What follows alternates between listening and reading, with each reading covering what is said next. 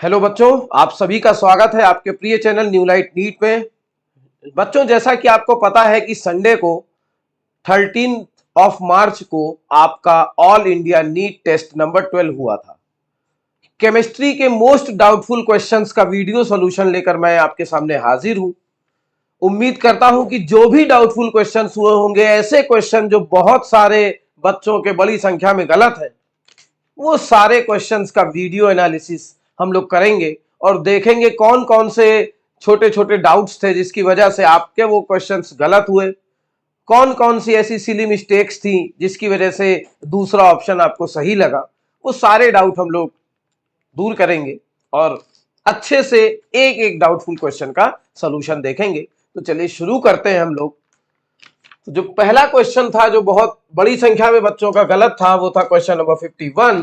कह रहा है which of the following is correct order for ionization enthalpy.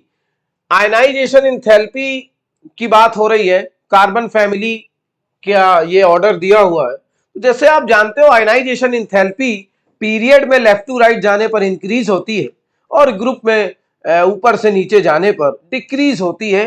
Everyone knows that, ये सब जानते हैं। अब बात आती है, यहां पर आप एक चीज पढ़ते हो कि जो लेड है उसकी आयनाइजेशन इंथैल्पी एसएन से ज्यादा होती है, ये आप जानते हो। और ऐसा क्यों होता है? क्योंकि इसके पास अगर आप देखोगे तो इसके पास एफ ऑर्बिटल होते हैं और एफ ऑर्बिटल होंगे तो शील्डिंग होगी पुअरेस्ट, शील्डिंग होगी पुअरेस्ट तो अट्रैक्शन ज्यादा हो जाएगा, है ना, इलेक्ट्रॉन्स का न्यूक्लियस से।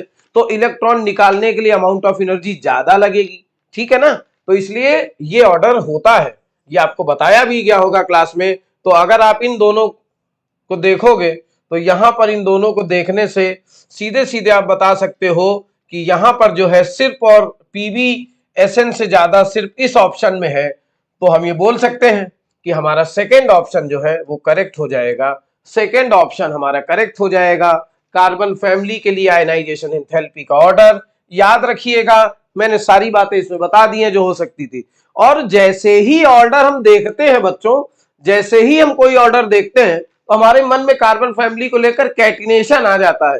तो याद रखिएगा, एक बात मैं इसमें और अलग से बता दे रहा हूं आपको कि जो लेड होगा वो कैटिनेशन शो नहीं करता है और ये एनसीईआरटी में लिखा हुआ है, ठीक है ना। तो और सबसे ज्यादा कार्बन करता है, तो ये भी आपको पता होना चाहिए।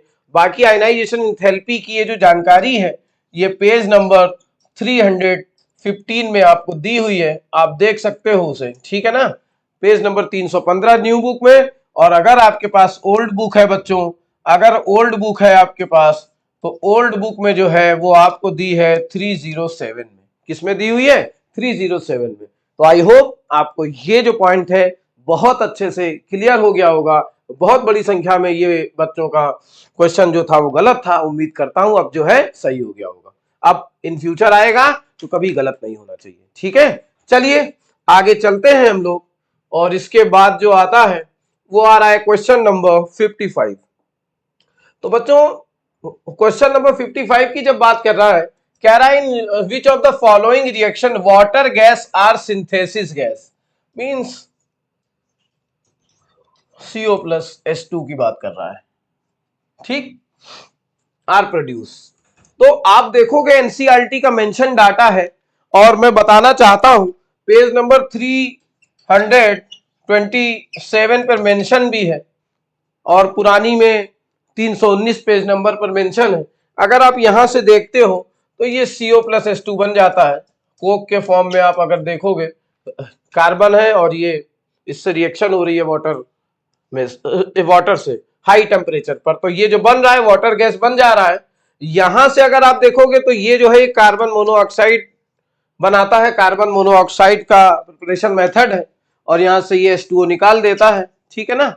इसमें देखोगे तो C+O2 मिलके CO बना लेंगे और CO और N2 जो होता है प्रोड्यूसर गैस बना देता है, ठीक है। तो ये एनसीईआरटी में मेंशन है। तो आपसे पूछ रहा था कौन सी रिएक्शन है जो वाटर गैस दे रहा है, सिंथेसिस गैस दे रहा है। तो फर्स्ट ऑप्शन जो है वही मोस्ट अप्रोप्रिएट है और वही करेक्ट ऑप्शन है आपके इस क्वेश्चन के लिए। आई होप इस क्वेश्चन में भी आपका जो डाउट है वो दूर हुआ होगा। मैंने पेज नंबर भी लिख दिया है, आप मैच कर सकते हो एक एक पॉइंट को वहां से, ठीक है। चलिए आगे चलते हैं भाई, क्वेश्चन नंबर 61 में आते हैं।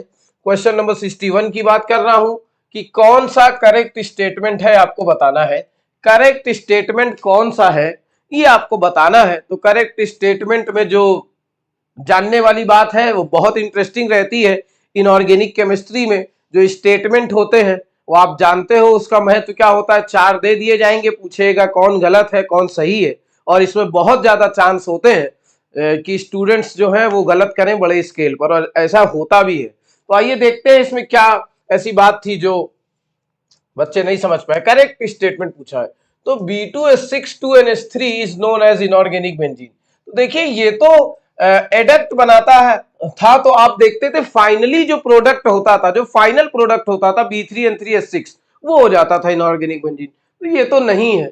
इसके बाद दूसरा ऑप्शन कह रहा है boric acid is a protonic acid. बिल्कुल नहीं, नॉट प्रोटिक एसिड होता है, ठीक है, एनसीईआरटी की मेंशन लाइन है, आपने पढ़ा है। अब बेरिलियम थर्ड ऑप्शन कह रहा है बेरिलियम जो है एग्जिबिट कोऑर्डिनेशन नंबर ऑफ 6। बिल्कुल कर ही नहीं सकता क्योंकि सेकेंड पीरियड का एलिमेंट है, इसके पास डी ऑर्बिटल है ही नहीं, ठीक है ना, तो ये तो पॉसिबल है ही नहीं।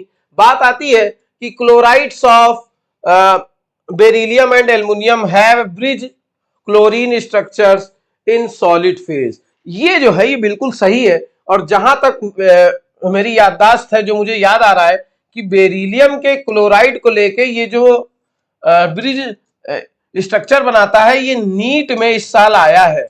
आप देख लीजिएगा नीट 2021 में ये पेपर हुआ था 12 सितंबर को, और 12 सितंबर को यही क्वेश्चन आया था BeCl2 सॉलिड फेज में क्या बनाता है। तो याद रखिएगा इसको, ये जो है ये बनाता है, ठीक है ना।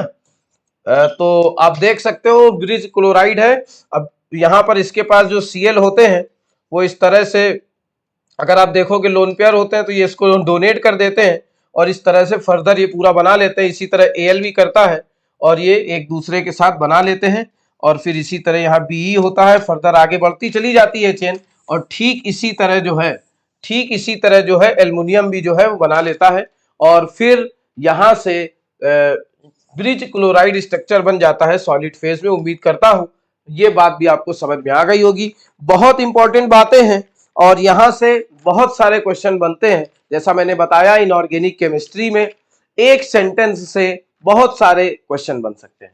तो उम्मीद करता हूं ये आपको समझ में आ गया होगा, आपको समझ में। अब यहां पर हम आगे चलते हैं। क्वेश्चन नंबर इसका जो होगा फोर्थ ऑप्शन हो जाएगा। तो 61 का फोर्थ ऑप्शन होगा, क्या होगा 61 का फोर्थ ऑप्शन होगा, ठीक। तो चलिए आगे चलते हैं। अब क्वेश्चन नंबर 71 में देख रहा हूं मैं, क्वेश्चन नंबर 71। तो क्वेश्चन नंबर 71 में अगर हम देखेंगे, क्वेश्चन नंबर 71 में अगर हम देखते हैं तो यहां पर ये कह रहा है कि given below a statement about diborane. Diborane एक ऐसा कंपाउंड बोरॉन का जिसमें बहुत बड़ी संख्या में सवाल बन सकते हैं, आप जानते हो, है ना। रिगार्डिंग हाइब्रिडाइजेशन बन सकता है, 3C2E बॉन्ड बन सकता है, बनाना बॉन्ड जिसे बोल रहे हैं, है ना। 2C2E बॉन्ड बन सकता है, बात समझ रहे हैं ना। टर्मिनल हाइड्रोजन कितने हैं, ब्रिज हाइड्रोजन कितने हैं, बहुत सारे बन सकते हैं। तो यहां पर कह रहा है given below the statements about the diborane. Diborane के बारे में ये स्टेटमेंट दिया है। कह रहा है diborane is prepared by the oxidation of NaBH4 and I2। बिल्कुल सही है, ये तो आपकी एनसीईआरटी में मेंशन है, एनसीईआरटी की मेंशन लाइन है भैया, ये एनसीईआरटी की मेंशन लाइन है, पेज नंबर 321 में डिटेलिंग है पूरी, ठीक है, आप देख सकते हो। यहां पर कह रहा है each boron atom is in sp2। बिल्कुल नहीं, sp2 नहीं sp3 होता है। कैसा होता है, sp3 हाइब्रिडाइज होता है, एनसीईआरटी में मेंशन है। तो इसमें ए सही हो गया पहला ही, और बाकी हम आपको दिखा देते हैं। डाइबोरेन हैज 2 ब्रिज 3 सेंटर, कह रहा है diborane has 1 bridge 3 centre 2 electron bond. ऐसा नहीं है, 3C2E जो होते हैं वो उसके 2 होते हैं, है ना। एक इस तरह वाला, एक नीचे से भी तो था सेम इसी तरह से, समझ रहे हैं ना। तो 2 होते हैं, एक नहीं होता है, तो ये भी क्या हो गया, गलत हो गया। इसके बाद कह रहा है प्लेनर मॉलिक्यूल। बिल्कुल नहीं, जब हाइब्रिडाइजेशन sp3 है तो प्लेनरिटी का सवाल उठता ही नहीं, तो ये भी जो है गलत हो गया। तो यहां से जो ये निकल कर आ रहा है वो only A option is the only correct answer for this question. बहुत अच्छा सवाल था, हालांकि इन्होंने पहले नंबर पर ही दे दिया था ए ऑप्शन। अगर ये दूसरे तीसरे या चौथे पे दिए होते तो कुछ कंफ्यूजन होता और भी बड़ी संख्या में बच्चे गलत करते। तो यहां से जिन्होंने एनसीईआरटी पढ़ी है वो तो पहला ही ऑप्शन देखेंगे इसमें, और जैसे ही वो पहला ऑप्शन देखेंगे तुरंत वो टिक कर देंगे कि ये सही है। ठीक है ना, तो आई होप समझ गए होंगे आप। आगे चलते हैं, क्वेश्चन नंबर 73 की बात कर रहा है भाई। क्वेश्चन नंबर 73 की बात कर रहा है, कहता है, ये कहता क्या है, ये कह रहा है कि 73 में कि water does not produce carbon monoxide on reacting with. तो देखिए हम रिएक्शन करा लेते हैं, तो अगर हम मेथेन की रिएक्शन इससे कराएंगे तो ये CO बना देगा और जो है 3H2 बना देगा। अगर कार्बन की रिएक्शन कराते हैं तो वाटर गैस बन ही जाएगा। ठीक है, इसमें तो कहीं कुछ इफ एंड बट है ही नहीं। ठीक है ना, इसके बाद CO2 जो है, इससे अगर हम वाटर की रिएक्शन कराते हैं तो ये कार्बोनिक एसिड बना लेता है। ठीक है ना, तो ये H2CO3 बना लेता है। ठीक है, तो CO2 जो है वाटर के साथ रिएक्ट करने पर H2CO3 बना रहा है, CO नहीं बना रहा है। बात समझ में आ रही है, CO नहीं बना रहा है, तो यही जो है वो ऑप्शन हो जाएगा। इसी तरह आप इसमें भी कर सकते हो कि अगर इसकी जो ये प्रोपेन है इसकी रिएक्शन वाटर से करवाओगे तो इसमें 3CO + 7H2 हो जाएगा, और ये जो है ये आपके सामने है, CO इसमें बन रहा है, इसमें बन रहा है और इसमें बन रहा है। CO2 के साथ वाटर रिएक्ट करके जो है वो कार्बन मोनोऑक्साइड नहीं बना रहा है बल्कि H2CO3 बना रहा है। So we can say that third will be the correct answer for, है ना, दिस क्वेश्चन। तो यहां के लिए जो 73 है उसका थर्ड नंबर जो है ऑप्शन वो बिल्कुल सही होगा। अच्छा सवाल है, बड़ी संख्या में गलत है बच्चों का, याद रखिएगा। आगे चलते हैं, 76 की बात कर रहे हैं भाई, 76 की बात कर रहे हैं हम। तो 76 की बात है, तो ये कह रहा है कि पहले तो ये आपको एक एल्काइन दी हुई है। अभी एल्काइन दी हुई है HgSO4 H2SO4, तो हाइड्रेशन ऑफ एल्काइन है, और ये जो हाइड्रेशन होगा ये according to Markovnikov of rule होगा, जो कहता है कि किसी भी जो HX मॉलिक्यूल है उसका जो निगेटिव पार्ट होगा वो उस एल्कीन के पास जा रहा है जहां पर हाइड्रोजन कम होते हैं। ठीक है ना, तो उसी हिसाब से हम इसको फॉलो करेंगे, हाइड्रेशन ऑफ एल्कीन को वाया मार्कोनिक ऑफ रूल। समझ रहे हैं, मार्कोनिक ऑफ रूल से इसको फॉलो करेंगे। ठीक है ना, और मार्कोनिक ऑफ रूल पढ़ा है आपने हाइड्रोकार्बन चैप्टर में, बेसिकली एल्कीन में। तो ये जो है सबसे पहले H2O को HOH लिया, ये प्लस हो गया, ये माइनस हो गया। इसी तरह अब अगर हम इसको देखेंगे भैया, अगर हम इसको देखेंगे तो ये भी जो है ये टूटेगा तुरंत, और ये यहाँ पे प्लस आएगा और यहाँ पर माइनस आएगा। तो जैसे ही ये टूटता है तो आप यहाँ पर देख सकते हो कि जो निगेटिव पार्ट है वो वहां जाएगा जहां हाइड्रोजन कम है। तो हाइड्रोजन कम कहाँ है, हाइड्रोजन यहां पर कम है। ठीक है ना, तो बनेगा क्या, CH3 बनेगा, C बनेगा और इधर OH आ जाएगा, और ये जो है इधर जो है ये बन जाएगा आपका CH2। तो ये इनॉल फॉर्म है। अभी ये कैसा फॉर्म है भाई, इनॉल फॉर्म है। अब इसे टॉटोमराइज करा देंगे, इसका कीटो फॉर्म बना देंगे। तो इसको टॉटोमराइज जब कराएंगे, जब इसको टॉटोमराइज कराएंगे तो आप देख सकते हो, तो अब इसमें से हम इसका इनॉल फॉर्म बना देंगे। वो क्या बनेगा, CH3CO CH3। ठीक है, तो ये एसीटोन बन गया भाई, क्या बन गया, एसीटोन बन गया है। ठीक है ना, तो ये हो गया A। बात आती है B की, तो BH3THF और H2O2 ये दिया हुआ है। तो BH3 जो है सीधे सीधे देखते ही आपको समझ में आ गया होगा कि हाइड्रोबोरेशन ऑक्सीडेशन होगा, और इसमें जो एडिशन होता है वो via anti Markovnikov of rule होता है। मतलब जो एडिशन इसमें किया है इसका जस्ट अपोजिट इसमें हम कर देंगे, और जैसे ही करेंगे भैया तो यहां पर अगर आप देखोगे तो क्या बनेगा, ये अपोजिट कर देंगे, CH3 हो जाएगा, C हो जाएगा, C से H लग जाएगा, है ना। अब इसमें पॉजिटिव पार्ट आ जाएगा यहाँ पर, और यहाँ पर हो गया ये डबल, फिर C हो गया और ये OH हो गया। ठीक है ना, ये OH हो गया। तो ये जो है ये आपके सामने है, देख सकते हो आप इसको भी। ठीक है ना, अब यहाँ पर अब ये फिर से इनॉल फॉर्म है तो इसको भी टॉटोमराइज कराएंगे। इसको भी हम टॉटोमराइज कराएंगे। तो इसको भी टॉटोमराइज कराएंगे जब हम, तो ये बनेगा क्या, CH3, ये बनेगा CH3 CH2 CHO, ठीक है। तो ये बन जाएगा, आप देख सकते हो। इसको हम ऐसे भी कर सकते थे, जरा ध्यान दीजिएगा, यहां पर ए और बी आइडेंटिफाई करने थे। तो जो ए है वो क्या था, एसीटोन था। मान लीजिए आप इसमें अनकंफर्टेबल थे थोड़ा, तो आप ऐसे भी कर सकते थे।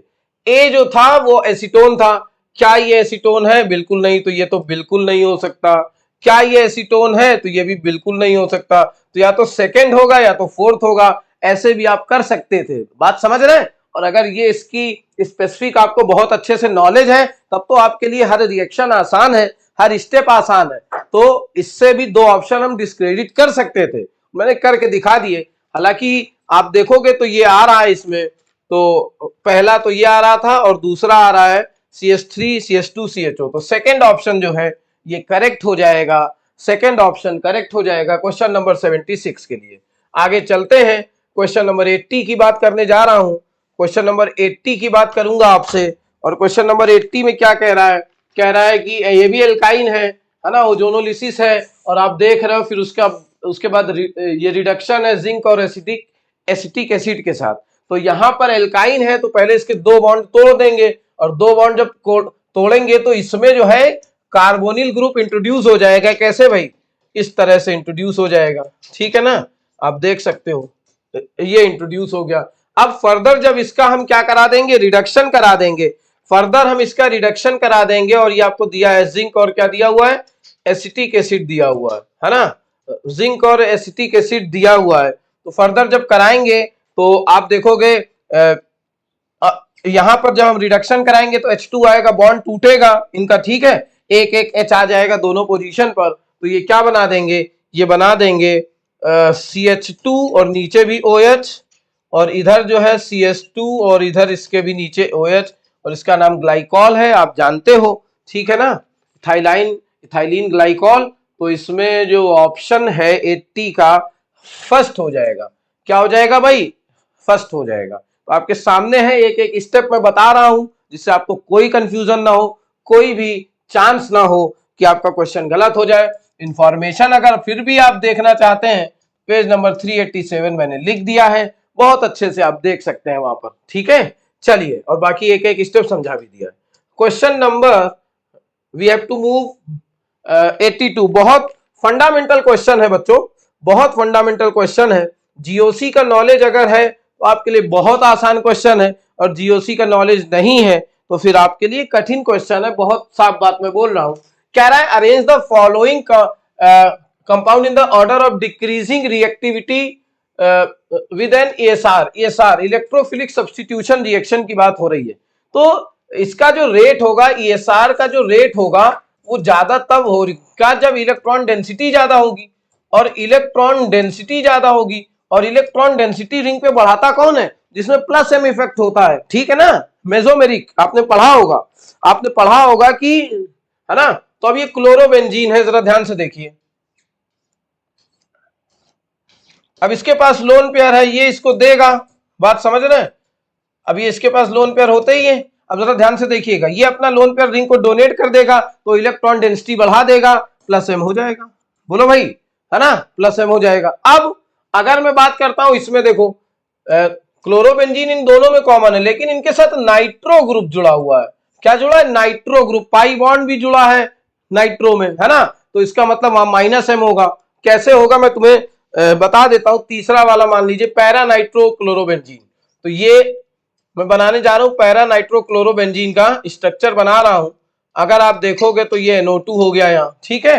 अब O जो है इससे इलेक्ट्रॉन खींचेगा, तो जो N है वो रिंग से इलेक्ट्रॉन खींचेगा, तो ओवरऑल इलेक्ट्रॉन डेंसिटी कम हो जाएगी, बढ़ेगी थोड़ी नहीं। तो इसमें तो माइनस एम इफेक्ट हो जाएगा। कैसा हो जाएगा, माइनस एम इफेक्ट हो जाएगा। और इसमें तो डाई नाइट्रो है, तो इसमें तो ज्यादा ही कम हो जाएगा, ठीक है ना। तो आप सीधे सीधे देख सकते हो कि सबसे ज्यादा इलेक्ट्रॉन की डेंसिटी किसमें बढ़ेगी, ये होगी क्लोरोबेंजीन में, मतलब A में। और A के बाद अगर कोई कहता है कि सबसे कम किसमें होगी, क्योंकि इसमें 2 है तो माइनस एम ज्यादा, और माइनस एम ज्यादा तो इलेक्ट्रॉन डेंसिटी और कम हो जाएगी। तो सबसे आखिरी में तो B होगा, और बीच में कहीं सी आ जाएगा, ठीक है ना, बीच में सी आ जाएगा।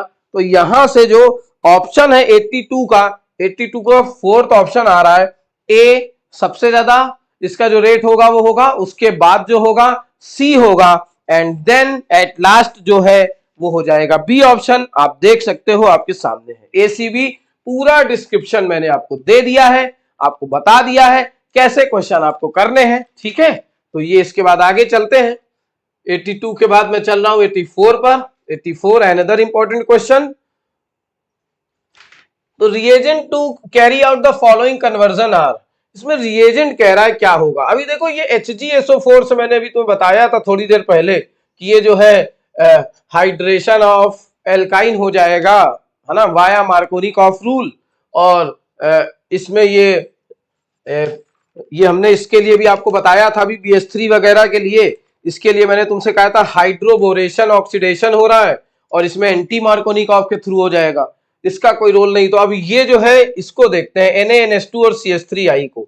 ये जो है फोर्थ ऑप्शन हमारा, इसके थ्रू हम इस क्वेश्चन को सॉल्व करते हैं और फोर्थ ऑप्शन ही सही है। ये दो तो मैंने तुम्हें बता ही दिए, OSO4 और H2O, तो ये भी इसी की सिमिलरिटी हो जाएगी। तो फोर्थ ऑप्शन हमें चेक करना है। अब मैं आपको बिल्कुल करके दिखा दे रहा हूं पूरा स्टेप वाइज सॉल्यूशन कि आपने कहां गलती करी होगी और आप इन फ्यूचर ऐसी गलती मत करिएगा। आइए देखते हैं क्या किया है आपने। आपने सबसे पहले यहां देखा है कि एसिटिक हाइड्रोजन जो है ये हटाया आपने, H+ हटाया। तो ये जो आपने लिखा था इस तरह से, तो अब मैं हटा दे रहा हूं इसको, तो यहां पे C पे माइनस आ गया, C पे माइनस आ गया। अब इसके साथ CH3I है, तो CH3I है तो अगर आप देखोगे भैया CH3I है अगर इसके साथ, तो आप यहां पर अगर देख रहे हो, यहां पर आप अगर देखते हो, जरा ध्यान दीजिएगा, तो ये माइनस हो जाएगा, ये प्लस हो जाएगा, ये प्लस हो जाएगा और ये माइनस हो जाएगा। तो यहां पर अगर मैं आपसे कहता हूं तो इसके पास, इस C के पास CH3 आ जाएगा, बनेगा क्या। अब आप देखिएगा यहां पर ये ट्रिपल बॉन्ड था, ठीक है, अब C हो गया, इसके पास CH3 आ गया CH3। अब जरा ध्यान से देखिएगा फर्दर उसके आगे क्या हो रहा है। उसके आगे ये कह रहे हैं कि फिर से इन्होंने क्या लिया, HgSO4 और डाइल्यूट H2SO4 लिया है, HgSO4 और डाइल्यूट H2SO4 लिया है। तो फिर से हम अब मार्कोनिकॉफ के हिसाब से एडिशन करा देंगे, नेगेटिव पार्ट वहां पे जाएगा जहां हाइड्रोजन कम होंगे। तो हाइड्रोजन कहां पे कम है आप देख सकते हो, तो आप बोल सकते हो MECOH इधर चला जाएगा और फिर ये जो है ये टूटेगा और इसके पास H चला जाएगा और CH3 तो इसके पास था ही।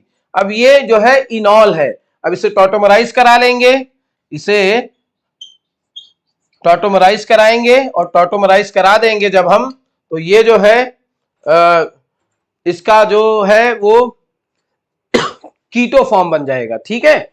कीटो फॉर्म जैसा बनेगा तो वो क्या होगा, वो बनेगा MECOCH2CH3, ठीक है ना। तो यही बन रहा है, आप देख सकते हो। तो fourth will be the correct option, ये मैंने बता दिया है।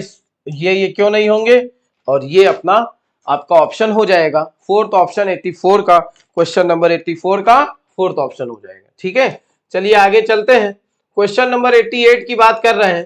कह रहा है गेटरमैन कोच रिएक्शन, बहुत बड़ी संख्या में बच्चों का गलत हुआ है। ये क्या गलती है इसमें, आइडेंटिफाई कह रहा था, बी पहचानना है आपको, इसमें बी पहचानना था। तो गलती क्या करी है, आप जैसे ही आपने ये देखा आपने कर दिया CO+HCl और जल्दबाजी में आपने इसको लगा दिया।